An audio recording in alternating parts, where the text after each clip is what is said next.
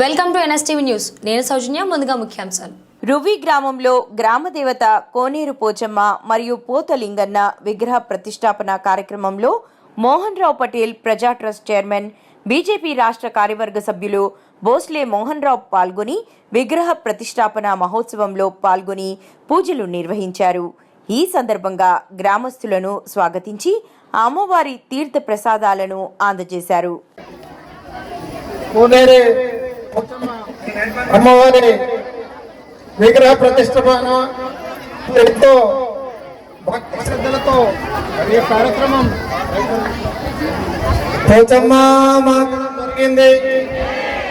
మరి గ్రామస్తులందరికీ, చుట్టుపక్కల గ్రామ ప్రజలందరికీ మనమంతా సుఖంతో ఉండాలి.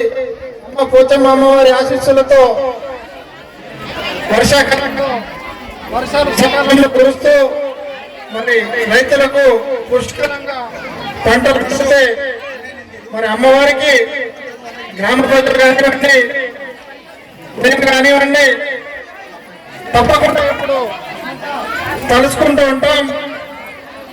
పెద్దలు పంతులు గారు చెప్పినట్టు హిందూ కోసం, మీకోసం, ప్రజల కోసం ఎప్పటికీ పాటుపడుతూ మీ అందరికీ అందుబాటులో ఉంటానని తెలియజేస్తూ మరి అవకాశం ప్రజలందరికీ ధన్యవాదాలు తెలియజేస్తూ ముగిస్తున్నాను.